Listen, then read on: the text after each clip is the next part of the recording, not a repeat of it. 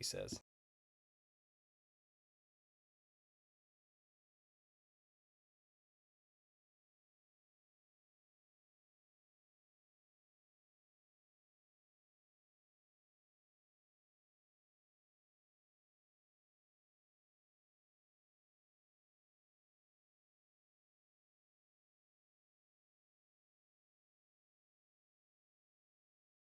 Um,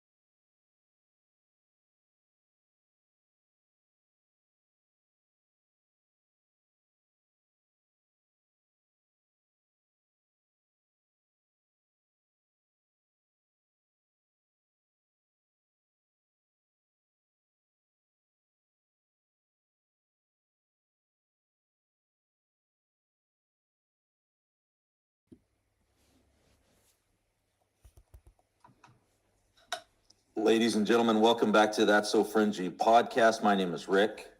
And I'm Kristen. And we are here today talking with a friend named Paul Stobbs. We heard Paul on several different podcasts talking about clowns of all things, and it just made me curious. Where did these clowns even come from? How did we get clowns? How did these come onto the scene? And we heard Paul talking about all of the cool and crazy things that he's found in his research. So we wanted to bring him on the podcast and just introduce him to our audience. Paul, how's everything going with you? No, it's going great. Thanks for having me, guys. It's great to be here. It's been a busy week. I've been podcasting left, right, and centre, as we were just talking about. So yeah, it's good to be here. It's good to be here again to explain it all again. Yeah, everybody's hungry for this knowledge, right? Everybody wants to know what you're finding, because the links that you're making are tremendous, and they make so much sense when you lay them out the way that you do. And so we're just going to let you do that. We're going to start from the beginning. What kind of got you into this research, and how did you find your way to where you are today? Sure. Well, it's a long story. So if you've got time, Sure. I'll tell the story. But got plenty of time. Brilliant. Right. So I've been in the conspiracy game, for well over a decade. I started the channel in March of 2014. But prior to that, I had been building up to making the channel throughout university. I was studying my degree in fine art from 2011 to 2014. And the channel was actually a result of an art project, which was about analysing conspiracy theories and theorists, and just to get to the bottom of understanding just what it is these people believe. So I ended up creating the channel as like a piece of artwork to present to my teachers. I was kind of cheating the system to get away with doing what I want to do on YouTube and also getting my degree at the same time. Hey, if you're not cheating, you're not trying. That's what I mean. And the subject matter of conspiracy theories, I just loved it. I was engrossed into it for those 3 years I was at university. And prior to that, I was a relatively atheistic guy. I grew up not really religious, so I didn't go to church or anything. My grandma was a Roman Catholic, but I only went to church there a couple of times as a kid. Nothing major. In fact, my earliest memory of being in a church with my grandma is I must have been about 6 or 8 or something like that, and the old lady in front of me, this frail old woman, fainted and hit her head on the pew as she went down. and died. So it was a pretty horrific experience for a young child in a church setting. So I was actually pretty staunch anti-God, atheist most of my teenage years, growing up, my edgy years, my angsty years. But as I got into being a teenager, at the age of 16, I was very much experimental with a lot of things. Started smoking cannabis, and I'd already been smoking cigarettes for a few years prior to that. And me and my friends got this idea that, well, maybe we should try doing salvia, because we see all these videos online. And this is like, what, 2009 period? I'm 31 now. I forget how long ago it was, but I was 16 anyway. Sure. And we ended up doing salvia because we were blown away by all these videos of people doing it online with howling with laughter, and we want to know what's going on. And I have this crazy intense psychedelic experience when I do it. I'm in fear because I'm basically going to another dimension, and I didn't know this at the time, but it's more powerful, if not equal to DMT. And I didn't know that. I didn't know that's what I was getting myself into. I hadn't even heard of DMT about that point. It's only in hindsight, as I got older and did this research in my 20s up to 30s about dimethyltryptamine, that I realized what I was doing at that age, But by that point, you start to lose your atheistic standpoint after having an experience like that. So I started to question reality and think, well, there's something going on here that I clearly don't understand. Where the hell did I go? Like, what was that place? What's going on? That reality is not as solid as I thought it was. It was one of those kind of wake-up moments. But I didn't know what to make of it. Again, I wasn't a religious person, but I did start going down that consciousness exploration through psychedelic route from then on. And then, as time went on, I was smoking weed every day. But I got to this point where I was kind of trying to get my hands on anything I could that would... Not like hard drugs, not like heroin and things that would be considered psychedelic in nature, things that would unlock. You feel like you were chasing that experience, trying to have it again, or were you trying to mask something else, or was it just fun? It was more just I wanted to understand what happened. It's not like I was chasing to relive that particular experience. I wouldn't say it was pleasant, to be honest. Like, it's not like but it was one of those, I need to understand just exactly what happened. Like, what is this spiritual thing going on that I knew nothing about, and I ended up going down the New Age Gnostic route of thinking about this, the I am a God type angle, the ego death angle, the learning about Hermeticism and alchemical principles and all this type of thing, and very much going down that route of sacred geometry and mastering consciousness, and just all the Jungian type archetypical stuff, the psychological perspective. I was heavily seeped in that. I was always a lover of psychology and just how the mind works. So it all kind of fit into that. I wasn't a hippie. I was very much in more of a logistical, scientific worldview of trying to understand these experiences.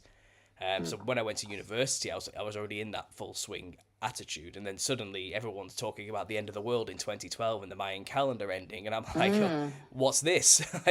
Why are people saying these things? What's going on? And I basically went on to then discover the conspiracy culture online in about 2011, 2010.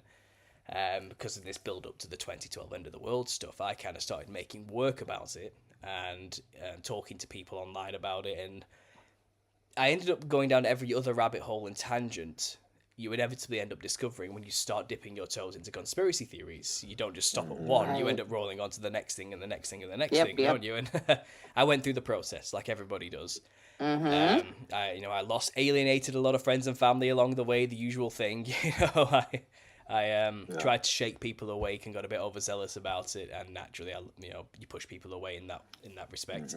And I kind of came to a conclusion when I started the channel that, okay, so all this stuff is true. It's not just some psychological phenomena. It's real. There really is a conspiracy. But people don't really know how to handle the information very well. And no one believes anybody who talks about it because they look crazy when they start talking about it. So I wanted to create a channel which could present the information in a calm, cool, level-headed way, in the hopes to teach others how to also share the information without coming across as a lunatic and losing them. Right. So a lot of my work was about that initially. It's like meta commentary on what it means to be a truther type of thing. But I was also going through the end of my degree at this point. and I was kind of lost. I didn't really know where I was going. I was heavily burnt out from all the drugs I had been doing. I've been doing every single psychedelic under the sun. Typical art student, you know. I was just a walking, talking stereotype in that respect. And I had no direction by the end of my degree. I had this channel, and I didn't know where I was going to go or what I was going to do in my life. I had nothing. I didn't know. I didn't have a clue. And all my receptors were burnt out, and I was just in like very low, depressed state. So, as you do when you research conspiracy, you inevitably always keep bumping into the Jesus question and the Christian angle and the Christian answers to all these questions you end up gathering. And I kind of always kept avoiding it. I didn't want to know about that. I was happy going down the Gnostic route and thinking, you know, knowledge has all the answers. I can learn enough stuff and I can save myself and make myself more like an enlightened being or a god or whatever the hell I thought at the time. It's hard. So in retrospect, it's hard to even think about the gibberish I was going on about. But I did eventually, because I'd heard plenty of preachers and people telling me the perspective, but I just didn't want to take it on board. I just thought it was just another angle you could view it all from. But I asked God to help me in that low moment, and he did. And my life changed from that day forth, and I believe I was born again in that time. And the decade since then, my life has turned around, and I'm a completely different person. I'm sober. I don't touch those things, and you know, I don't smoke cannabis. I don't smoke. I don't drink or anything. My desires changed that day, and that's when my research really went into high gear. That's when I finally accepted the biblical perspective. That's when answers were truly starting to come my way, and I started to actually go down looking into biblical history. Now, because I wasn't raised in a church, I don't sound like a Christian. I don't speak Christianese, as I call it. I don't carry myself in a way like a typical... And I don't really have much dogma or dogmatic, overzealous attitudes or beliefs about specific concepts in the Bible. I just read the Bible, and I take it as it is. And I'm also open to reading these extra biblical texts and what people say aren't canon. Well, they have a lot of answers in these books I'm not willing to just ignore. So things like Enoch, for example, Jubilees, Jasher, all these books. And I was making a holistic picture of biblical history while researching these things. People like Gary Wayne, for example, or even Rob Skeever when he was still knocking about, you know, they gave me these understandings about the Nephilim and demons. Now, demons were a big topic for me because I'd had so many spiritual experiences, not only through psychedelics, but when I was coming off the drugs.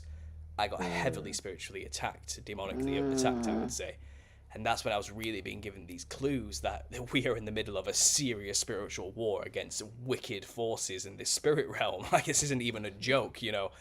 I felt like I almost died twice because of this. And like my very essence was leaving my body many times, you know. And calling on Jesus saved me. So it's kind of, okay, so there's weapons and there's a war here, and there's weapons that work. Amount of power in this name, obviously. Exactly. Yeah. So all of this was clearly, you know, being self-evident to me through my experiences. But I've always been in this state of mind where I'm not going to be able to convince anybody else of my own experiences. But I know it's true. I know it's real. Yeah. This is actually happening. So, you know, a lot of this research I did into biblical history, trying to explain, okay, so what are these creatures then? What are they? Why are they there? I never bought the Jungian psychedelic answer that these beings people see on dimethyltryptamine are just collective consciousness symbols of the archetypes of humanity or something, trying to teach us something symbolic about our own inner workings or whatever nonsense they want to describe it. They seem like real tangible entities to me with personalities and agendas, and the Bible explains them clearly, especially in the book of Enoch. These are the disembodied spirits of the Nephilim that were once on the earth, ruling as giant tyrannical cannibalistic monsters, basically. The children and offspring of fallen angels mixing with human women. And as soon as I understood that concept, things did start to just click into place. And the whole Bible made sense all of a sudden as to why God ordained the killing of many people in the lands of Canaan, for example, the men, women, and children, and even the animals. All these other stumbling blocks I found for a lot of Christians, even myself as an atheist. These are huge stumbling blocks which would stop me from wanting to go down that route. But these open up the door for people like me who are atheists to go, it makes sense now. I get it now. Yeah. You know, this God isn't a maniac. He actually, of course he would do. Why wouldn't he stop this? It's a mercy. He helped us, you know. It was, and clearly Gary Wayne would even say this, there is a conspiracy to suppress this knowledge, even in the churches, because it gives too much away, you know, and I think this information just clicked into place for me. And then, because I'm an artist, I've always had this idea of, I like to get visual about things. And I always had this question in my mind, well, what would a human mammal woman being mixing with a fiery flying seraphim angel serpent monster look like? What would that look like? Because all I ever saw was these images of really hench looking men to represent the Nephilim everywhere. Just like normal looking, really tanned, long brown hair, big brown beard men, just with huge pecs and massive abs, wearing a loincloth. and it's like, you put a tiny man next to that image of that, it's like, that's what the Nephilim look like. It's like, I don't think they would have looked like that. I think actually, if you consider what the angels are described as looking like, in Ezekiel especially, with the living creatures and the thrones and the wheels, you always see these depictions of biblically accurate angels on the internet with many eyes everywhere on these wings. You know, the seraphim angels are named after the fiery burn of a serpent's bite, the fiery flying serpents, the seraphim. These are psychedelic, monstrous, animalistic hybrid creatures that the angels have these forms of. Now, I believe angels can take human form, but they're not like us. Okay, they're something else. So if that was to mix with a human being, the outcome wouldn't look human. It might have like a similar human silhouette, perhaps. 2 arms, 2 legs, as far as it goes, as humanity goes. But the features would have been something else. So I always knew that. I always knew there was an issue with the model we had. There's something wrong with it. It's too basic. So as time, like Jesus. Yeah, as time went on, anyway, the things started to happen to me. I started to have these weird visions around 2014, 15. I saw the jesters everybody on DMT sees, but by this point I hadn't done DMT in like 4 years. So I thought I had like a weird flashback where your mind takes you back to that realm without any cause or reason. Apparently it's a real phenomenon. But when I went, I was confronted with this giant entity, which was a black and white fractaled patterned jester looking thing with a huge big wide purple lipped grin and massive glowing eyes. And it had its weird jester-shaped hat on, but I realised that's not a hat. Its skull is shaped like that. It's actually its physical features, you know. And it wasn't wearing like a jester jumpsuit or a leotard or anything. Its skin was that pattern, like it was. Yes. And I think that was, in hindsight now, years after the fact, a vision of some kind. I think I was shown, all right, you want to know what they look like, Paul? Fine, you asked me to help you. So God just took me there and said, here they are. Then took me back.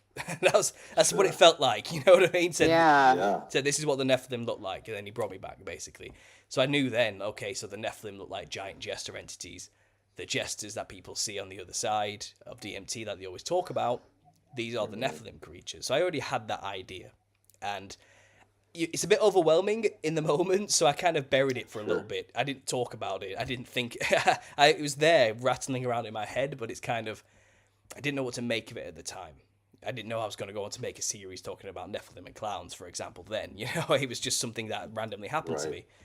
And I kind of had these other attacks, dreams, visions. At one moment, the entire room started to collapse in around me and darkness seeped in my vision.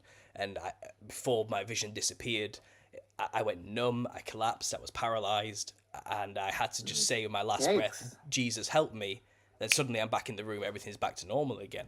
So I do think there was this period of time where demons were coming after me because I quit all the things that they used to enjoy me doing. I think I used to be a useful tool for them once, but now I wasn't. Yeah. They were trying to kill. You stopped interacting with them, so they were like, hey, I lost a friend. I think it's the idea of let's just kill him now, we have no use for him before it's too late. Yeah. But I was wise enough then to realize I could use the name of Jesus to save myself from that situation, and it worked, you know. So fools, jokes on them, it only solidified my faith, their attacks. So it's kind of, that's just how weird it all is, you know. But again, all these experiences, I had another dream as well in about 2015 where this Hatman entity came after me in a dream. And he looked like a Morris dancer. He had this wide-brimmed purple hat with a purple trench coat and a cane. He had glowing orange eyes, like yellowish eyes, and his face was like a shadow entity type hidden thing. But he had these multicolored ribbons just flying off of his back and this glowing aura about him as he was coming after me in a dream. And it was terrifying. It looked like he was coming to kill me, you know, and I ran in the dream. He caught up to me and I had to wrench myself awake screaming and kicking because I thought, well, I'm about to die. This is it. This is where I die, you know. But look, I got Right. out. I got out of that situation. But even that imagery of a Hat Man entity who's covered in psychedelic ribbons, what is that? You know, that is so strange. Only years after the fact, for my research, that I realized that's the basic costume of most shamans in every tradition or on every continent. Multicolored ribbons and a wide-rimmed Oh, hat. yeah. But I didn't know that Yeah. then. Do you get what I mean? So it's like I was Yeah. Yeah. being shown these hints of things to come in the future for my own research. And Yeah. being a conspiracy theorist, by this point, my channel was in full swing. I'd already been exposing the occult symbolism, things like that, you know, getting into secret societies and their use of symbolism and their control in the world. So I was well aware that, you know, the media is heavily controlled. Then comes around 2016, suddenly there's clowns everywhere all over the TV. Creepy clown sightings. Everyone's terrified of these clowns looking menacing on street corners for some reason. And, you know, I was more surprised that the media was making such a big deal out of it. Why are they pointing the cameras at these clowns? And why is it happening all over the Anglosphere, in the UK and Europe and America and Canada? It's everywhere, you know.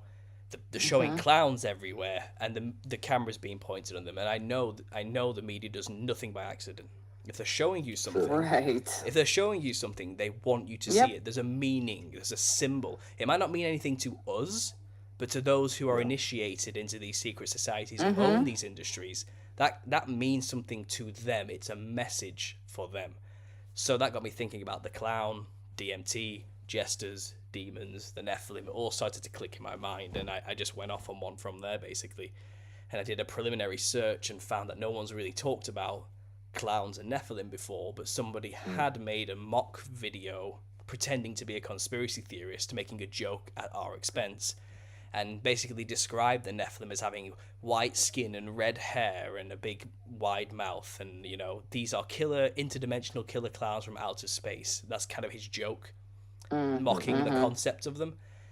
And as soon as he said the joke, I heard reality. I went, wait a minute, you're onto something there and you don't even know it. So I kind of just kept rolling with the idea, and I got a good 14 episodes into a series, but at the end of 2017, I started it in 2016, just after the clown sightings, but I got about 14 episodes into the series and I had to stop making videos because my workplace at the time, I was a manager at Aldi, they found my channel and then put me into a room in the back and said, you cannot be a manager and have this YouTube channel. Oh no. And, you know, in a moment of weakness, it wasn't my proudest moment, but I was too scared to lose the position I'd just gained as a manager and the money. I had debts to pay from university. So I gave in and I shut the channel down for 5 years. I was silent on the matter for 5 years, you know.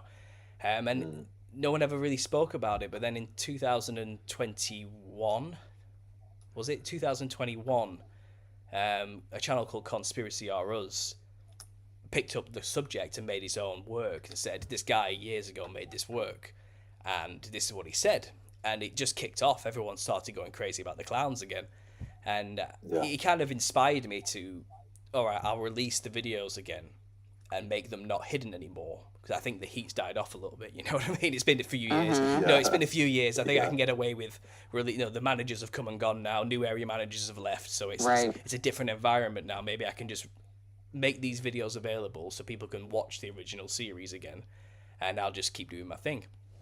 But then as the years went on, the workplace became an extremely hostile, horrible place for me. Internal politics, narcissistic managers, attacks, being pushed down, just being treated like filth, especially during the whole lockdown situation. That was just a nightmare of a time, you know. I lost my granddad during that time, but then it was just a bad, horrible time, and work just got worse and worse and worse, and it culminated in me being attacked at work by a customer who I didn't serve alcohol to. I got grabbed around the throat and all this sort of horrible stuff happened. And I realised, this came a year after being accused of theft by another manager at a different store because she didn't like me, because she wanted somebody else to be promoted over me. And I proved it all wrong through evidence. That's just nonsense. That didn't happen, you know. Nothing became of it. She didn't get punished or anything like that. And I was just sick of it by the time this person grabbed me around the throat. I just said to myself, what am I doing? I am not a manager of a supermarket. I am a conspiracy theorist. So I just quit. and Yeah. I started the channel up again. So at the start of 2003, I love that. At the start of 2003, I just picked up the series where I left it off at 17 episodes, and it's just blown up. People love it. And I've just, this is my baby. This is what I do now. And I'm basically 42 episodes in, halfway through writing the book on the subject. The connections just keep coming. It's silly how deep this rabbit hole actually goes. I didn't know it would end up being so deep. I was never that into clowns. I'm not somebody who's ever cared about clowns. But this is kind of you've noticed the connections that you've made. It's just a topic I've been given. That's what it feels like. It's like, all right, Paul, you wanna help me in my kingdom, then show people this. That's basically what it feels like has happened. So my work, is basically a showcase. To summarize it very quickly, it's an anthropological study of folk traditions all over the earth that depict their ancestor spirits, who are the Nephilim, and they all use the same aesthetical traits in similar ways to depict their ancestor spirits, which have features we would consider something akin to a clown in the Western world. The image we have created in the Western Hemisphere of a clown is based off of these folk traditional representations of Nephilim spirits. It's just hidden and occulted in the West and used as a tool to channel the ancestor spirits or the Nephilim or the demons publicly without the public being aware of it. So even though it's obvious in all these other traditions of what they're doing, they don't hide it. We dress like this to channel spirits. We do it in the West in a hidden, occulted manner. So the public don't know that that's the purpose of the costume, but those who are in the know, the initiated, the Freemasons who adopted it into their circus performances that they own and use it in media, and the musicians who also dress in a similar way to channel the same spirits for their own purposes, they know what it is. It's a purposefully crafted symbol, a caricature of the Nephilim, used for the same purposes these cultures use around the earth to channel the spirits. That's basically it. That's wild. And you always think, where do these clowns come from? Why are they all throughout time? Why do we invite them to our kids' birthday parties?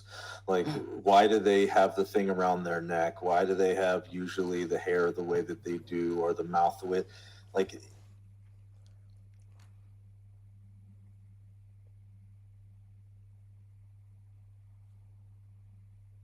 allowed to ask questions about things that are weird or strange or maybe don't add up. We get pushed away. Like, no, you don't have to look into that, because this is what we're going to find. And this is why we conspiracy theorists are hammering this stuff so hard. It's not because we're crazy. It's because we've realized that they're crazy.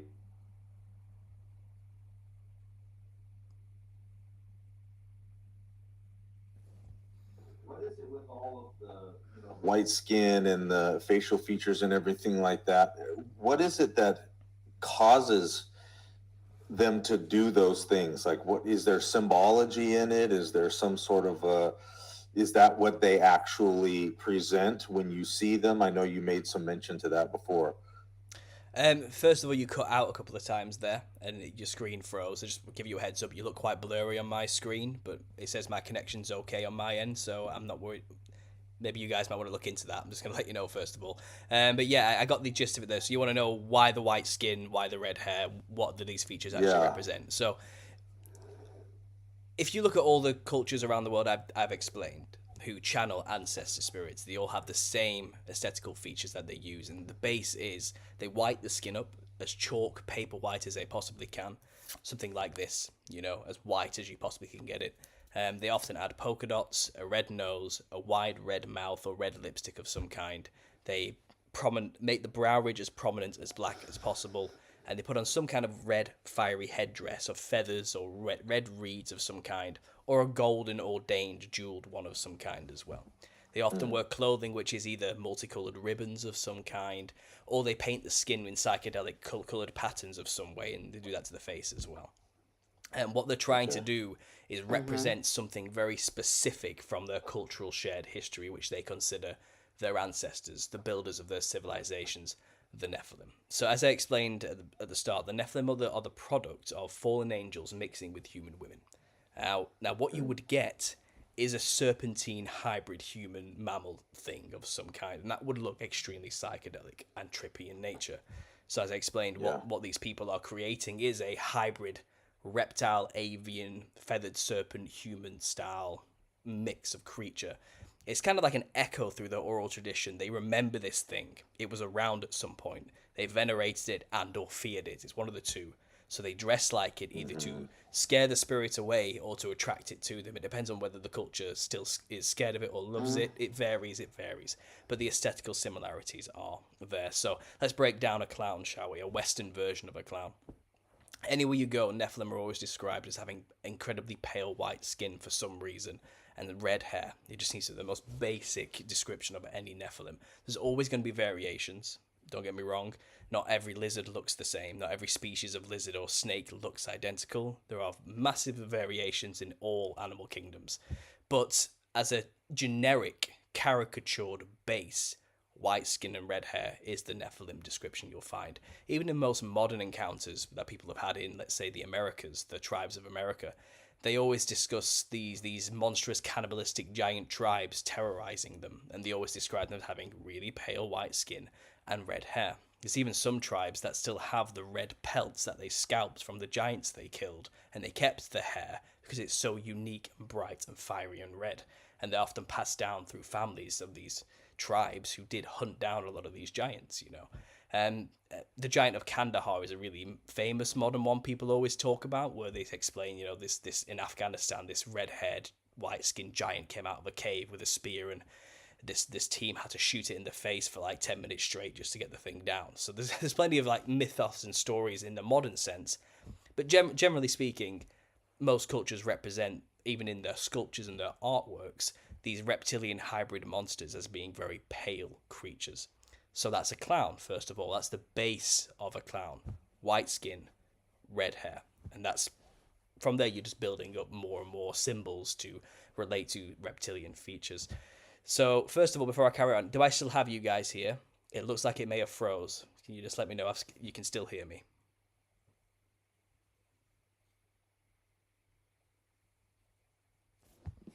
Let me just check.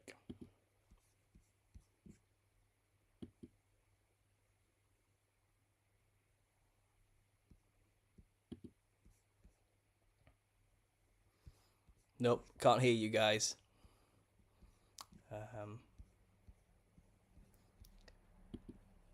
Could people in my chats just let me know if you can still hear me and if everything's loud and clear?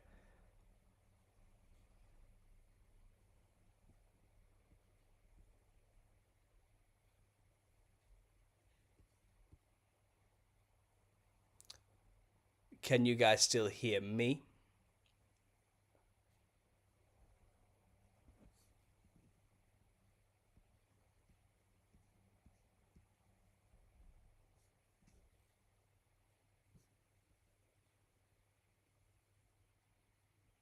Ah, so they've frozen. Okay.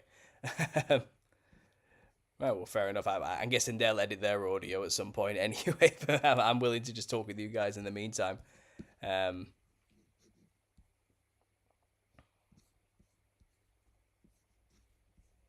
You know what? I've never done a live stream that has gone 100% perfect, so this is not surprising to me. This stuff always seems to happen. In the meantime, I'll just plug some random advertisement in there. If you've noticed in the background, I've got some artwork here, which is quite new. This was actually sent to me by Elizabeth Joyce, somebody online who's been following my work for a while. She sent me this as a gift for me and my wife, which is just lovely. It's really nice. It's really nice. It's birds in a cathedral window.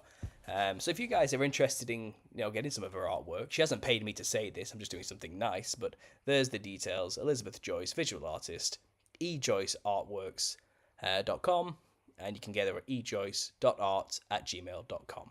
So give her a go, guys. Check out her artwork online. It's beautiful. It's amazing. She's trying to have a go at it as an artist. And, I'm always willing to support people's businesses. So, yeah, give that a go in the meantime. So there's a random ad for you while I'm waiting for this thing to sort itself out. In the meantime, I'm just going to take a quick break myself, guys. 5 minutes. And I'm going to see if I can reconnect with these guys. And then we'll boot it back up, okay? So I'm sorry about this. Just bear with me 1 second as the screen will go to a thumbnail.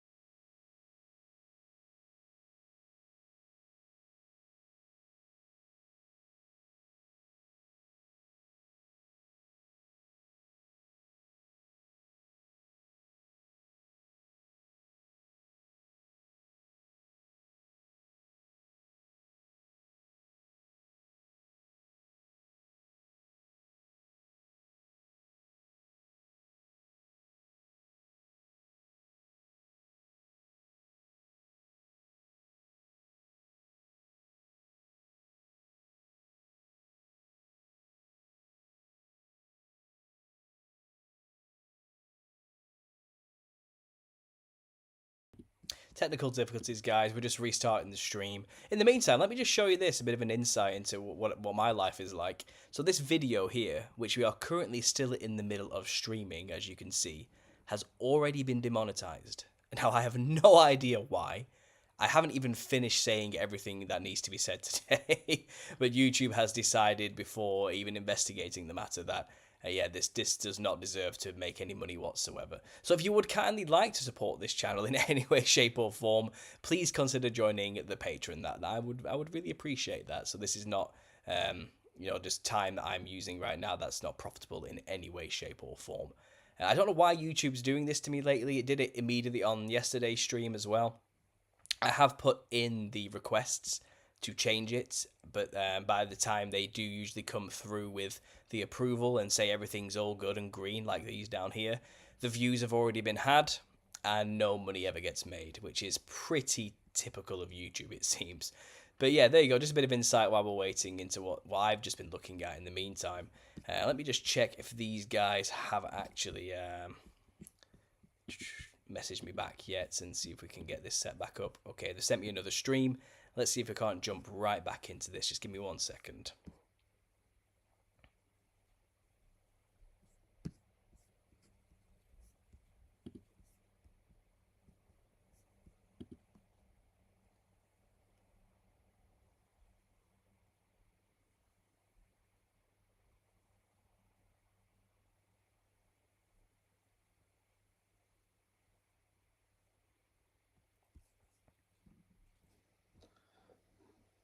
Okay, all right, we got you. We're back. We're And back. we're back. And we're back. There we go. Yeah, I don't know I don't what know what happened. happened. No idea what happened. No. I've never done a live stream where something It didn't might go have wrong. to be. Yeah, it might have something to do with the fact that we're on 8 hours of separation. Maybe. Far away from each other. Who knows? Who knows? But anyway, we're back on track. I'll carry on with the clown description. So, like I said, basic is All right, wait, hold on. Let me hit record real quick. certainly, yeah, And then go. sure thing. Okay, All so right, my man. so basic understanding is white skin, red hair, anywhere you go on the earth, a very common descriptor, but there's always variation, is the point I was trying to make. Not all of them. Some of them had blue skin, some of them had green skin, some of them had... Reptiles come in many colours, shapes. Nature has a beautiful colour palette. It's very psychedelic in nature. And that's what we'll see with these folk traditions. They lean psychedelic in their costumes, as colourful and as bright as possible, because they're trying to channel these reptilian hybrid creatures. So in terms of a Western clown, that is the base of a clown. White skin, red hair. And then what we find is we put red lipstick on or paint an enormous, exaggerated, wide grin or mouth onto the common clown. That is a reptilian feature. Reptiles have big, wide mouths. They can dislocate their jaws to eat their prey and digest their prey. And that would have been a feature probably passed down to the Nephilim as well. It says they have double rows of teeth. A lot of people describe that as, one set behind the other. But I think it meant two sets next to each other to make that wide grin happen. I think that's probably more what they were realistically talking about. But they could have also had the two rows on top of that as well. For all we know, these things were hybrid, weird creatures that shouldn't exist. Right. They had 6 fingers, so it seems like there's always this iteration of more things than they should have, like an over-exaggeration of human features. So who knows on that? But the big wide grin that a clown has is a serpent feature, just translated into a caricatured, funny, big, wide smile. The red around the mouth, it could be reference to blood drinking. These were drinkers of blood. They're always described as drinking human blood all the time, especially in all the extra biblical texts. It gets really graphic in some of them, in fact, how bad it was. But they were cannibalistic in nature. Not only did they eat each other, but they ate us. We were their food. We were their prey. We were hunted by them. So collectively, that's probably left a horrible mark on our psyche, which is maybe explaining coulrophobia and why we have this fear of clowns today. It's not irrational when you think that maybe they were once predators that hunted us, just like snakes were predators that hunted us as well. And that's why people have a fear of snakes. I think it's all rooted in the same thing. People say it's the uncanny valley thing going on, which could have something to do with it, don't get me wrong, but I'm theorizing it may run deeper in our DNA than we actually first thought. Big wide grin, clowns, reptilian feature, white skin, big red hair, clown reptilian feature, Nephilim feature again. Often you find clowns have an elongated forehead, or they wear a skull cap that makes them like the head is taller than it is. And they often paint big black brow ridges, don't they, just to emphasize the tallness of the forehead. That's because a lot of these skulls that are found all around the earth show elongated skulls, which are the skulls of the later iterations of the Nephilim. So the 12-foot tall ones, the 10-foot tall ones, they seem to have this weird long head thing going on. I don't know if the ancient ones did, the pre-flood ones, but definitely the ones that were uncovered in a lot of these serpent mounds found in all over the North Americas, they seem to have these elongated heads. So it's just a Nephilim trait, and that's what the elongated head of a clown is comedically trying to mimic and copy. The high brow ridge is an interesting one because often they paint it in blue. And if the actor painted like a clown would close their eyes, it gives the illusion they have giant blue glowing eyes. So that's an interesting point because the Nephilim were also said to have big glowing eyes, very bulgy, large bug-like eyes, a lot like a snake. Snakes have big round eyes as well. The pupil was likely a slit, sometimes round it's depicted, but some of them may have had slit pupils, and clowns often like to draw big lines going straight down the eyes. So I think that's another reptilian feature, over-exaggerated into the makeup of a modern-day clown. It's just a caricature. It's a symbol, you know. They're just translating it into something over the top and silly, but its roots are in mimicking images of the Nephilim. So that's pretty much the face covered. The red nose is a big one, actually. This is something I only recently, in the past year, kind of got a solid theory about, because there are depictions of certain demons around the earth. In Japan, for example, Tengu is a demon who has a big red nose. It just sticks out like Pinocchio, and he has red skin and a big bulging red nose. But so there is precedent to say some creatures, demons, may have had very long protruding noses, but why? The question is why red? Why do we wear a red nose for a clown? Now the story goes that one day a clown fell down the stage and broke his nose, and it was funny, and everyone laughed, so they stuck with that from then on. It's not really enough for me, considering my theory. I initially thought maybe it's because they're drinking blood and eating people. They would have got blood on the nose. But even that was always too basic in my mind. I felt like that's not enough to justify the big foam round nose that they put on people. That's not simply just colouring your nose in red. It's making it look round and large. So why? Why are they doing this, you know? I did find the odd depiction here and there. There's paintings of the Wangina in the Kimberley region of Australia, for example, who look just like clowns, literally through and through, like an exact carbon copy of what we call a clown with a big red afro. Some of them have a red nose, which is quite interesting. In South America, in the North Americas, some of them, these giant tribes, were described as the noseless ones. So that could imply they had a big gaping hole instead of a nose, which is like a big red circle. So that's another working theory. But what I found, which I think actually has a lot of scientific basis for it, is the nature of these creatures having incredibly pale skin like this. Paper white, you know, so not like me, or like some white boy from the north of England, you know, who lives in the Grey Lands where it rains all the time. I'm talking like porcelain, vampiric, leprous, not human white. This is something else white. This is clown makeup white, you know. This is something. Get away from race. This is not about white people or Nephilim or like, this is something else, okay? And even then, if you want to go off the Book of Lamech of Cain, it says the curse of the white leprous skin was actually the mark of Cain. That's what people have said, you know, in this book. And that would fit in with my theory, but there's a lot to be said about that text being heretical in many ways, you know. But if it's a passing thing in the book to describe the mark of Cain as being just white skin, it's not the focus of the book. The focus of the book is actually more about trying to find out who did Cain mate with.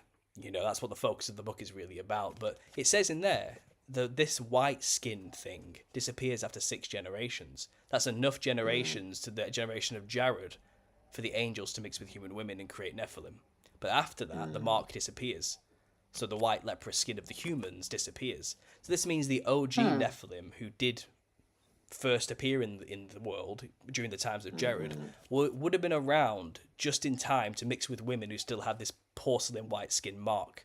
So that might explain where they get the white skin from, and why these Nephilim are often depicted with pale white skin.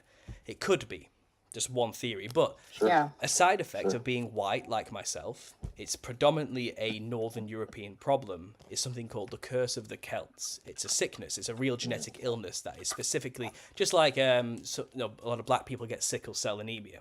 It's strictly a racial issue. Same for white people. This curse of the Celts is an issue with dealing with iron in the blood. And it's also extreme rosacea can be a side effect of this, where they get red blotches appearing on porcelain white skin. Yes. That could be a polka dot reference, first of all, because the paler you are, the more susceptible you are. If you're susceptible to getting this, if you're pale, then these are the palest creatures, the Nephilim. So it's likely they would have had this issue, this genetic issue of extreme rosacea, where the blood pools onto the front of the skin and creates blotches. So that could be why a lot of clowns have polka dot patterns and skins in their clothing, but also in extreme cases of the curse of the Celts, when this gets out of hand and really goes, and especially in a lot older people, the older they get with this genetic issue, the nose starts to grow in a big bulbous red ball. It's called a rhinophyma, and the old stereotypical adage is drunks end up getting this. People who drink too much get this big red nose. Yeah. Nothing to do with that. It's a genetic condition. It's you can drink as much as you want. It will not be the cause of it. It doesn't matter. It's a genetic thing. And the only way to get rid of it, you have to literally shave it off with a hot wire and resculpt the nose back into something that's shaped like a human. But if you let it just grow, you end up with a big red nose, like a ball. That's what you end up having on your throat. And if that's a specifically white skin issue, and they had the whitest skin, it's likely the older the Nephilim got, the bigger and the redder the noses began to form. So it's very likely they did develop big red noses.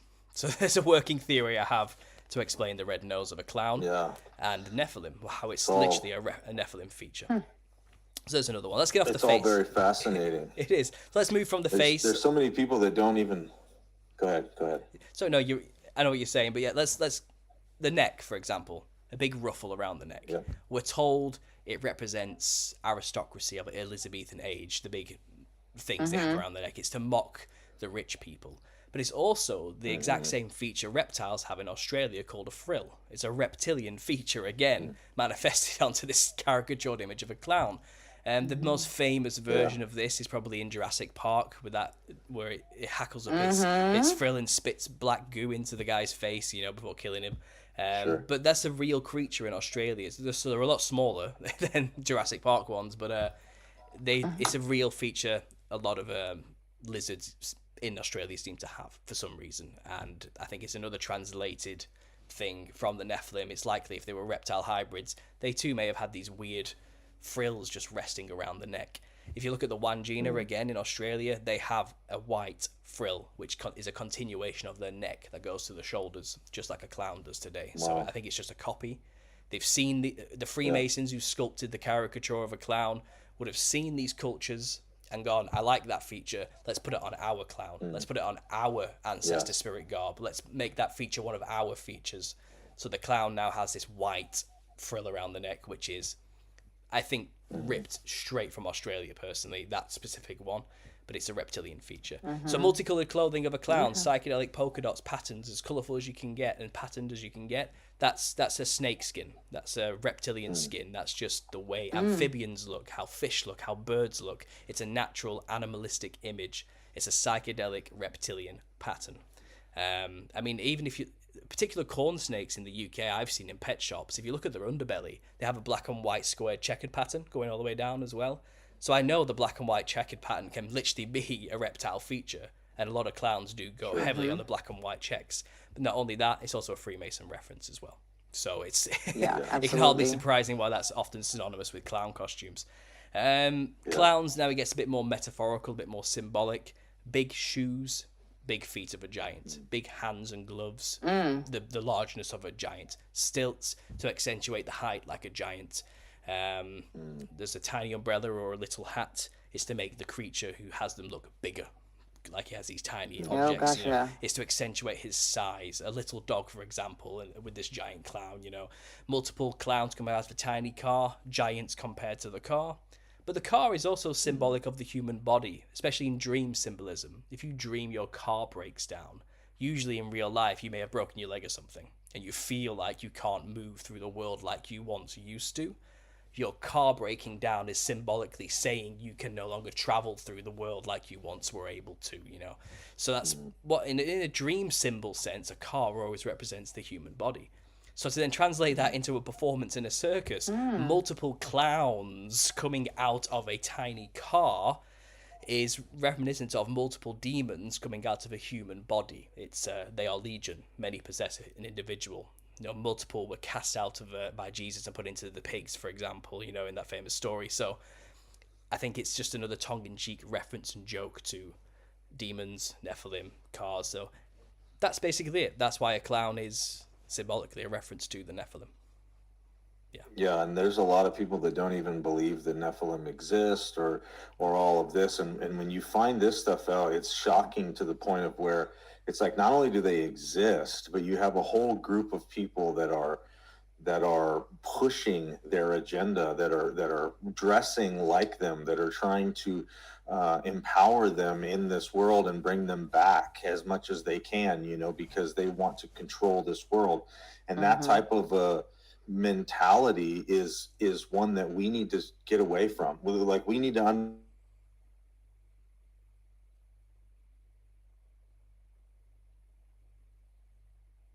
that you've put together, the way that you've laid it out on your YouTube and throughout the different podcasts that I've heard.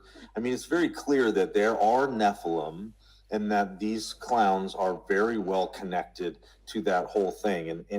And for somebody to say now, after everything that they've heard, that Nephilim don't exist, it's just like, then why? Then why are they doing all of these things that they're doing? Because it seems to be symbology. As we know, they do everything through symbology. It seems to be symbology of something pretty major, if you ask me.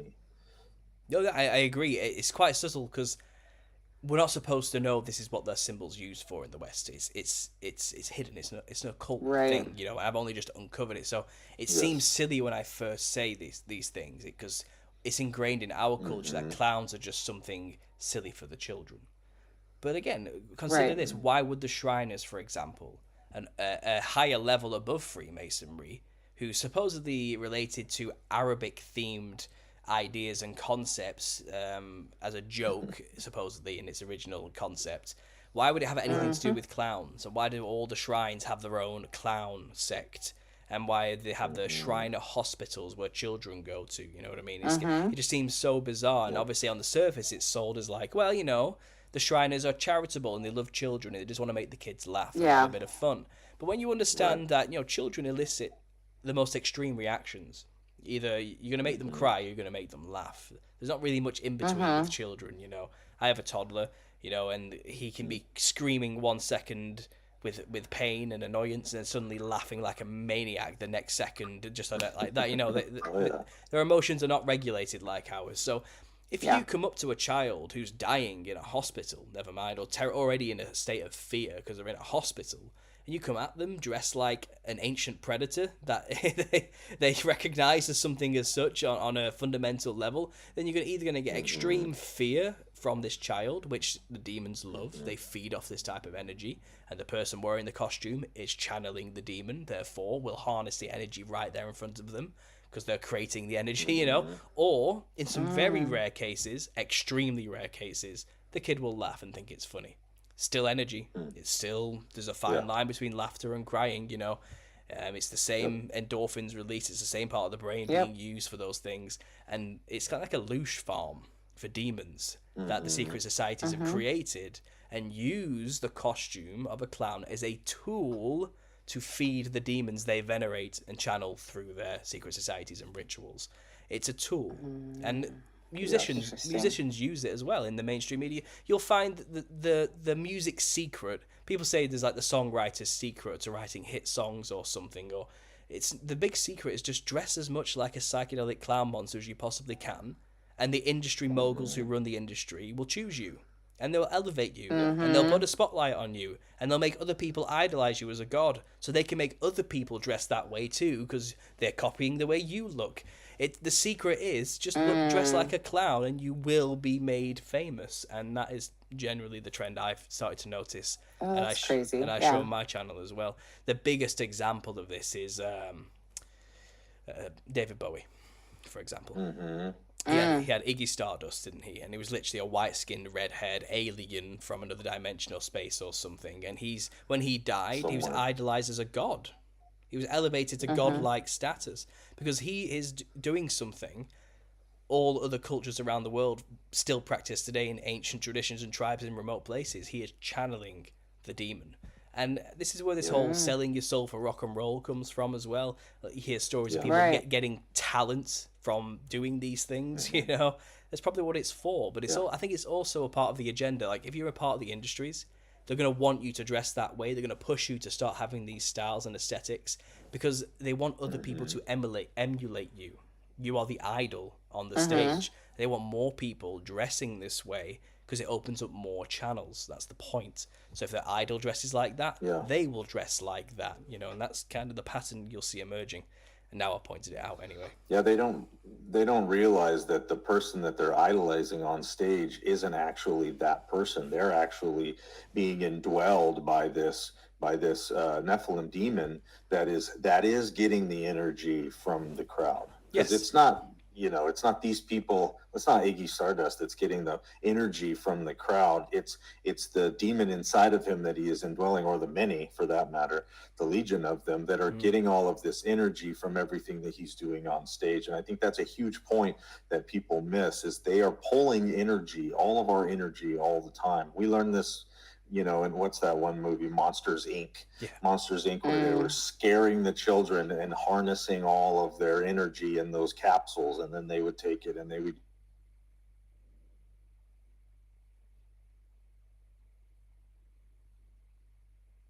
collect their energy. And like you said, they found out later that you could just make them laugh and you get good energy too, but more and faster. More energy. But that's not the kind of energy that they want. They want the negative energy, so that's what they do. And so when you go to these concerts and everything like that, all of that energy, based on the songs that you're singing, the lyrics that these words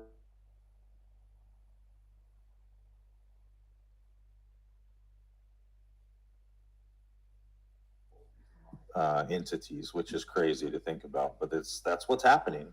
Yeah, you cut out there for the last 5 seconds, but I think I got the gist of what you were saying. Yeah. Monsters Inc. is really on point. Actually, it's telling you the agenda right there, and you know, and they became jokesters in the later series, the after series, which I've watched with my child on Disney, you know, and they make their business from telling jokes. And there's something about pranks and jokes which is quite sinister on a lower level, you know. It's laughing at other people's misfortunes and at their expense. There's something the Joker's jokes are cruel, you know what I mean, and there's something about human nature of laughing at darkness and jokes. So I think laughter itself is a response, a nervous reaction response when we don't know how to respond to awkward situations as well. So laughter is not just always good. It's not always about being happy. It's not always, it's something else, you know. And I think there can be joyous laughter. Don't get me wrong. That's probably the only form of laughter from God, which is real, you know. But most of the forms of laughter, someone pointed this out to me, is actually more like, there's more sinister undertones to it usually. It's a reaction to something. Or it's masking something else. Exactly. Insecurity or anxiety or whatever. Exactly. And energy is energy to these creatures and these monsters. I mean, Loosh is kind of like a very new age term. I can't remember the author who came up with it. But there seems to be precedent and repeated evidence to say that demons feed off of energy somehow.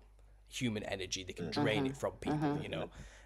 So I'm not willing to just discount that, even though I can't find any biblical reference to it. There seems to be plenty of testimony to say that people who encounter these entities have some kind of drain going on in some way. Like they make them scared, and then they just drain them of everything, and then they collapse and have no energy. So it seems like that a lot of that is going on. And the clown, like I said, is the perfect tool to elicit such a reaction out of people, because they know it's instinctually a fear-inducing image. The studies have been done, you know, and obviously I'm compiling these for my book, but kids don't like clowns. They do not like them. Like Right. the ones that do, who say, "Well, I loved clowns when I was a kid." It's like, yeah, you're like one in literally 100,000. You are the outlier. You are an anomaly. Those are the kids to watch out for. You are the anomaly. You are not the norm. You know, the norm is kids are petrified of clowns. And Yeah. it's just you see all these old pictures from like the 1800s, the early 1900s of clowns, and honestly, those clowns were awful. They were something else. They were like nightmare fuel. Like, and you see like.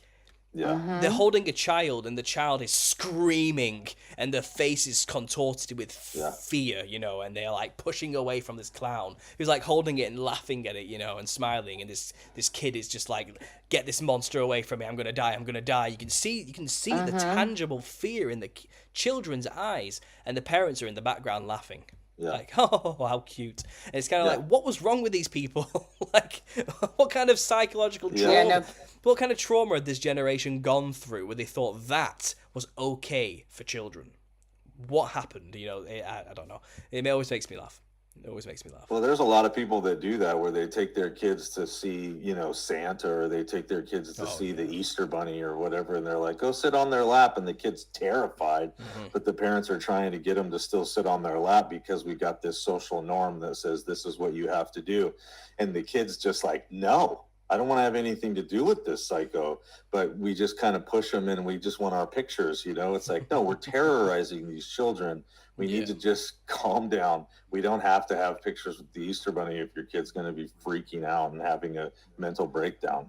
Yeah, me and my wife, my son's only 2, and we've already said to him, yeah, Santa's not real.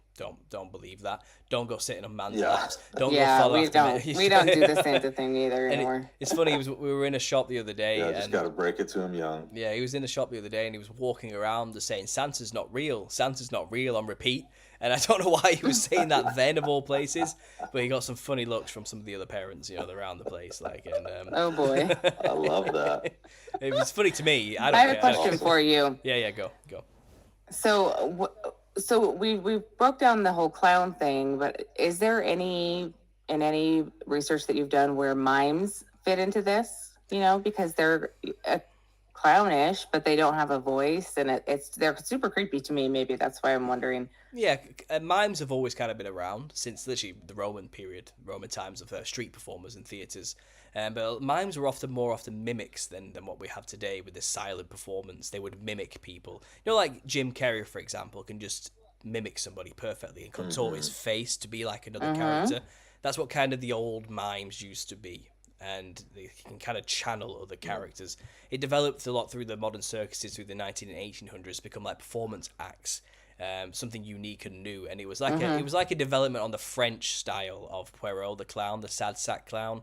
The sad mime became this silent character who would, through his bodily and facial features, he would then be able to enact the emotion and the expression of what he was thinking and feeling. And it did evolve into this mime stuck in a glass box situation, you know what I mean? And there's something to be said for a fractaled black and white patterned white-faced clown monster trapped in a dimension where he can't communicate with us. You know, there's something highly symbolic about that entire performance, isn't there? You That's know? true. So it wouldn't surprise me. You'll never find evidence for this in the historical documents, but based on my body of evidence and work, it's likely it was a performance created by brothers of the fraternity to, again, mimic the truth of what the situation is. You know, they are communicating with entities who are behind the veil, who are trapped in a dimension they don't want to be in, and their mime pretends to be trapped in a glass box and can't talk. So there's definitely something there, definitely.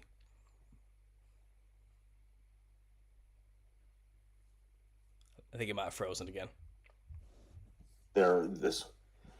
Sorry, are we good? You're good. You're back. There you go. Yeah.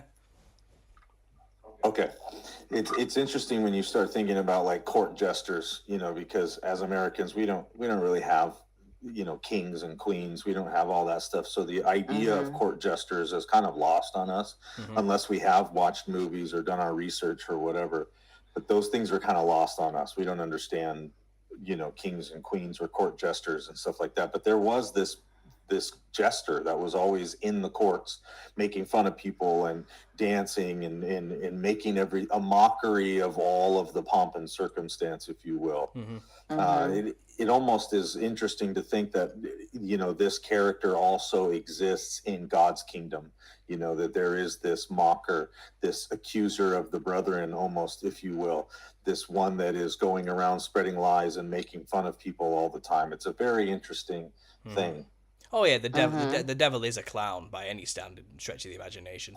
Not only the fact that he's the ultimate fool as well, because he can't win. he's taken up a battle which he is destined to lose as well. So there's all sorts of symbol. The court jester himself is an interesting one because it was kind of a result of the collapse of Rome. A lot of these performers and these jester type characters, you know, that come out of the Venice carnivals and things like this, these street performers needed work, but they weren't allowed to perform anymore because it was considered of the devil to pretend to be someone you weren't, and it was frowned upon to be an actor. It was considered a very bad thing to be, you know, a very low class and caste to be an actor. But even though everyone else was banned, the kings and rulers and the aristocracies, they considered it like a commodity to have a jester, have their own personal fool that they could pay for because they were rich and above the law type of attitude. And it became like a competition of like who could have the funniest court jester between all the monarchies and all throughout Europe, you know. So it became popular and fashionable to have a court jester coming out of the medieval period. And then by the end of the medieval periods, it was pretty much the norm. And it became a very weird industry, actually. And so that's how jesters ended up becoming a thing. But there's a lot to be said, you know, for the idea of something like a demonic style, cheeky rascal character being able to mock the king. There's something about that, isn't there? It's kind of what gives them the authority to do such a thing. And in many ways, people describe jesters as being an advisor in a way. They would advise the king on the best course of action. And there's plenty of stories where like the king hated the advice and cast the jester away. And then there's funny stories of how the jester managed to get back into the courts. One jester faked his own death, and then the king went to the funeral and was basically like, "You were the greatest thing I've ever had. Like, I'm so sorry. I cast you out of the country. If you were still alive today, I'd let you come back in nub." And then the jester sprung up and said, "Thanks for the pardon," and then came back. You know, because he said he would pardon everyone. It's kind of so they are funny, you know. But there's something about That's classic. the goal to do that to a king. You know, you have to be channeling something to have the confidence to do those things. And and behind the scenes being the sad jester trope is really common. But that jesters are kind of a whole sideline to my theory, to be honest, because that's kind of where they end. They kind of dissipated. It stopped being a thing the later into the 17, 18, 1900s it got. It was all about the commedia dell'arte movement and the theatres coming out of Italy that spread through Europe that kind of stayed alive through the medieval period by just travelling and putting on quick improvised shows with makeshift stages, you know. And that's where you get Harlequin. Harlequin is kind of a mashup between Mediterranean gods like Dionysus and Mercury, who's fleet of foot, fast-witted with a staff, the Caduceus of Mercury, or the Thyrsus of Dionysus. And that Mediterranean mythology was mixed also with northern Teutonic mythological wild men beasts, hairy tall beasts with clubs. Kind of mash them together and you get what's known as Arlecchino, as it's pronounced in Italian. Someone's corrected me on this. I've been saying Arlecchino, but in Italian it's pronounced Arlecchino, and that's where you get Harlequin from. And so this, and it was also named after a specific French version of the wild man, which a monk claimed in the 10th century to have witnessed in these writings. But it was called Harlequins, and he basically had this gang of demons that would follow him from village to village causing mayhem, and he had his big club on his back. So, you know, Harlequin has his slapstick, which is his club, and he was originally dressed in like loose rags with tufts of hair sticking out everywhere, multicolored patches just randomly sewn on, and he wore a black mask covered in hair with a lump on the forehead. So he was a beast. He was a wild man creature. He was a Nephilim, basically. He was a memory from the ancient past of tall, giant, hairy beast men, okay, with multicolored patches, funnily enough. And also Mediterranean gods kind of mixed together. So then Harlequin became the devil character in these shows of the day. And clown was always around, but he was called Pedrolino. And he wasn't a clown as we know it then. He was just a servant of a rich man. And he was basically the butt of the joke. They would beat him and do silly things to him, and the crowd would laugh at his pathetic nature. That developed into Poirot the Clown in French theatre by about the 1800s. And Poirot was he was the first clown not to wear a mask. He just did white face makeup, and his expressions gave a new life to the character, because it used to be he just wore a mask, and it was a stock mask, you know what I mean, and it never changed. But this new French Poirot had emotion, and he was a sad sack. He was always pining after Columbine, the daughter of the rich man, and he was the servant of the rich man. But Columbine wanted Harlequin, didn't want him, so he was sad about it, you know. And the French really clicked with that idea, and they loved him for some reason. They thought he was an amazing character and actor, but very boring, very low energy, not really like a clown, like a circus clown we have today. But then the British clown took it a different route and became the wild, bombastic, drunk, silly, fool, cheeky rascal stealing things, you know, and drinking all the time. And he still dressed like a boring servant, a poor servant in rags, nothing colourful, plain white. But then one day, the son of a Freemason called Charles Dibdin took over the theatre where this show was happening, and he dressed the clown in this brand new psychedelic outfit, which looks just like the demons of India, funnily enough. Probably highly likely inspired by Indian Hindu mythology, because his father, the Freemason I mentioned, his brother, first of all, was a soldier who was with the East India Company, colonizing India at the time. He even died there. And his father also traveled back and forth to India plenty of times, and even was going to live there. So he was well acquainted with Hindu mythology and demonology. And he was a member of the craft. Wow. He was a Freemason, a member of the Leicestershire Lodge. So it's highly likely he was well aware of the demons of India too. And it seems like his son highly likely dressed the clown like a demonic Hindu demon. And from then on, that image has developed into the modern clown we have today, and they rolled with it. All the Freemason-run circuses after that in America adopted the clown into their performances with that new white-faced, psychedelic, demonic-looking visage. You find all the old posters of these clown shows, these circus shows in America. The clown's always drawn as a giant above the tent, looking down on all the tiny people. It's really on the nose, you know what I mean? It's like they're telling you, this represents the giants of old, you know. And those old first clowns, they are terrifying. They are the most terrifying renditions. And they've kind of got sillier as it's gone into the modern 21st century. But the initial ones are through and through demons, full-on demons, you know.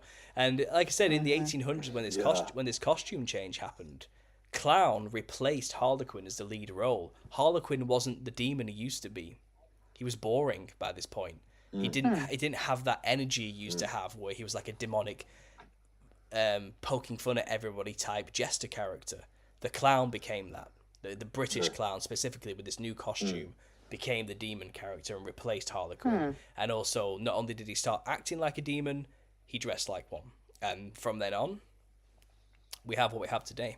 And it's just evolved. It's just only evolved from there. So the history of a clown, through and through, even its roots, are based in a representation of the wild man of Europe, which is a Nephilim, a Bigfoot, if you want to call it anything. So, yeah.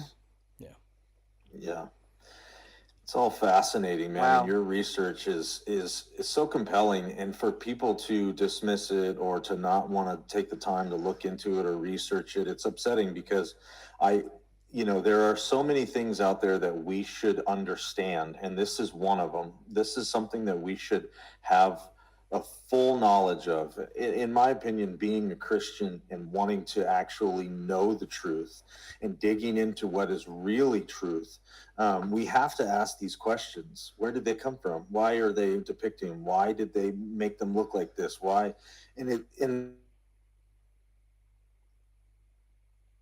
Oh, you've just cut out there for me. I'm sorry. Am I back now? There we go. You're back. Yeah. There we are. Yeah. Okay. I was just saying that, you have these demonic entities that we're just dismissing as funny people, we're just blah, blah, blah. It's no big deal. But as Christians, I believe we really need to stand up for this and say, no, We need to do our research. We need to figure out who these people are, why they're doing what they're doing, because they are trying to take over the world. They are trying to kill all of our children. They are trying to steal our energy. And, but Walgreens is out there handing out these little noses for everybody to wear when you get your shots. All you got to do is get a shot and you get a little red nose. And it's like, it's so in the face. How do we not see this? How do we not research this? How do we not pay attention? I didn't know about the Walgreens thing. That's terrifying. I mean, there's already Red Nose Day, which is a specifically Western thing, by the way, and we have it in the UK. I didn't realize my naivety. I didn't know it was also in Australia. Sorry, in anywhere where we speak English, basically in Canada, in America. I didn't know you had Red Nose Day. But that's basically on such a vast scale. They've got all the Western world ignorantly dressing like clowns, like a ritual every single year. And it's not a joke. Like, this is dressing like a thing channels the thing. That's well understood south of the equator, it seems. Right. Generally speaking, it's just us who have this other. Either we're ignorant to it, and we just don't understand that dressing like something has any importance whatsoever. Or we seem to those ancient cultures in Europe who do still do this. They think they're dressing like something to scare it away, or to trick it in some way. Nonsense! You cannot scare away a demon by dressing like one. I'm sorry.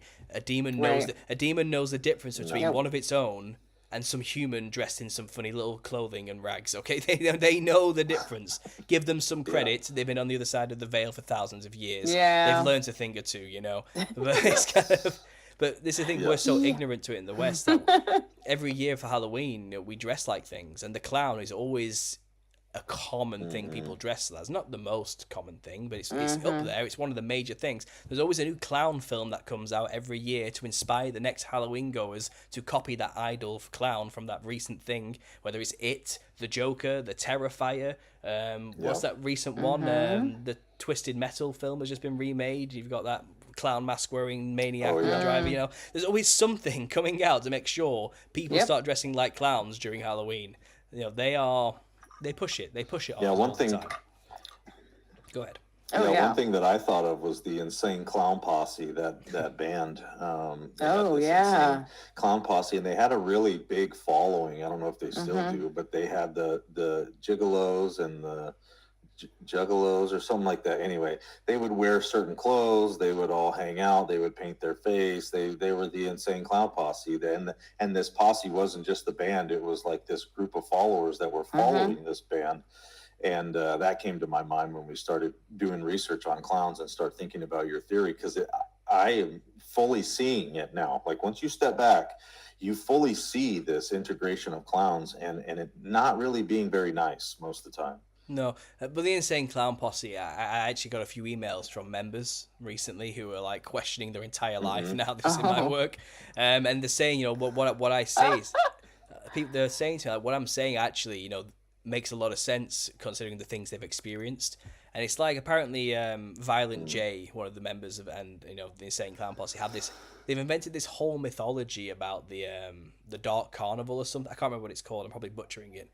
I don't know enough about them to fully be an authority on this, by the way, But they have this whole mythology that involves demons in this dark carnival setting. And, I believe he, in his own biography, has admitted that he got the idea to dress like clowns straight from demons who communicated with him. You know what I mean? I think it's all there.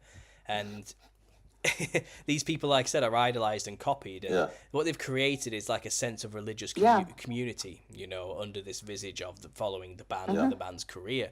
But what they've also inserted is you have to dress like a clown to be a member. And it's no joke to do that. It's actually far more sinister than it seems on the surface. They think it's just a bit of fun. They think it's cheeky and silly, but it's not. Like, it really isn't. Like, it's actually incredibly dangerous. And I feel silly saying it. I know what it sounds like. I really do. I know what this sounds like. But it's serious. Look at my work and you'll see this is not a joke. It's been practiced for thousands of years everywhere else. Just because we're ignorant of the rule and the law doesn't mean we're immune and not subject to the law and the rule. You dress like something to channel something, whether you know it or not. Heath Ledger, for example, dressed like the Joker, ended up dying. You know, that's the result of this. He went insane Yep. and he died. You know, and that's what happens when you channel Yep. things, even in ignorance. It will ruin your life, and that's and that tends to be and I'm not trying to cast aspersions at the Juggalos. I don't know you personally well enough to make those type of judgments. I can only tell you from my research the dangers of dressing like a clown. It's no laughing matter. Yeah. To make a joke there, like, but yeah, it's pretty Yeah, and that's serious. all we try to do on our podcast is to just bring people to the knowledge. You know, you just kicked over probably 700 rabbit holes for people to go down. You know, there's just like a whole nest of rabbit holes now for everybody to go down. And that's what we want. We want people to do their own research, to look. Don't take our word for it. I mean, we're pretty confident that what we're saying and what Paul's bringing to us is truth, just based on the amount of time and energy and effort that he has put into it, and that we personally have put into it to corroborate the things that he's saying. So to be dismissive and to just be like, nah, that's not reality, is ignorance at its basic level, because you haven't actually looked into it and you're dismissing it based on something that is a feeling that you have inside. But what we're saying is, please push that feeling aside and follow these trails, and you'll find the same thing that Paul's finding and that we're finding, is that there are demons, guys. There's demons out there, and they're a lot more involved in this world that you see around you than you think. And so follow these rabbit trails. Follow Paul on his Understanding Conspiracy on YouTube. Check him out, because all of these videos that he's made, that he talked about in the beginning, are laying out all of these truths. They're very shareable. It's a very easy place for you to pass on this information. You can pass on.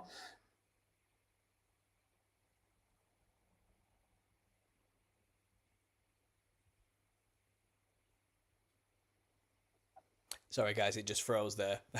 So I think you're back though. That's okay. You're moving again. Can you hear me now? I can. Yeah, it's like the last 5 seconds of whatever you said cut out there. But what I will say as well. What I will say. Well, I was just kind of. Go on. ahead. You finish. You finish, and I'll carry on. Oh, I was just going to kind of wrap it down to some final points that you might have had, and then we'll shut this down for today. But we definitely want to talk more about this with you. Yeah. No, I'm happy to come back whenever, guys. Like I said, I'm working on the book, so that should be hopefully published by the back end of next year. I'm halfway through writing it, but then the whole publishing process and the editing process is a process in its own right. So I'm hoping the book will be finished by a quarter way through next year. But the process of getting it out to people might take the end of the year, maybe into 2025, early 20, maybe. It takes longer than you think. Yeah, but when that comes out, we'll do the whole process again. Yeah, we'll start again. But I love it. What I will say as a closing thing is, I've made all my connections and I've laid out the basics of the theory, and I go deep into a lot of things, especially the cultures on my channel. But since doing the podcast circuit, I've had plenty of creative people, even the podcasters themselves, make their own posts where they found their own stuff that I haven't seen.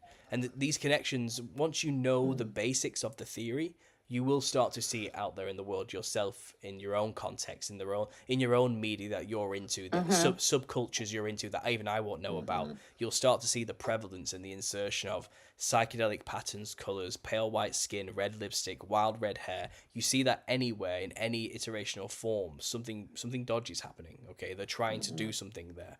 They're evoking a particular spirit. And honestly, there's some mainly the pop culture stuff.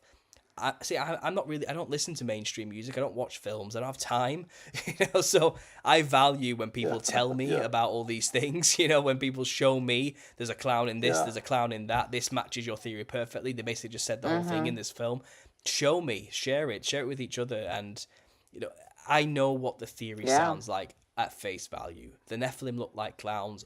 What are you talking about? You're an idiot. I get it. That's the initial reaction. But this is not a joke. I'm not making this stuff up. And it's actually a lot more serious than it seems on the surface. It's a lot more grounded as well than the theory sounds at initial at the initial sound of things. But yeah, I think I've said everything I can say today, guys. I don't know if you have any questions you want to ask me before we wrap this up, but yeah. No, I think we'll wrap it for now. We definitely want to promote.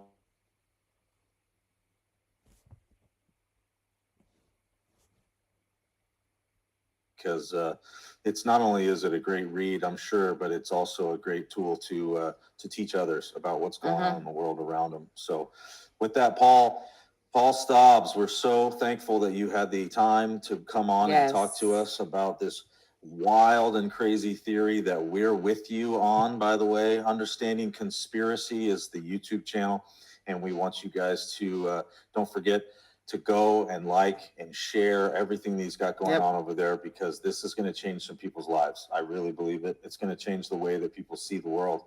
And that's what we're all about here on That's So Fringy podcast. So with it, we are going to take off for now, but we will be back soon with more crazy episodes. So take care, all of you out there. We'll see you on the next one. Bye. Bye.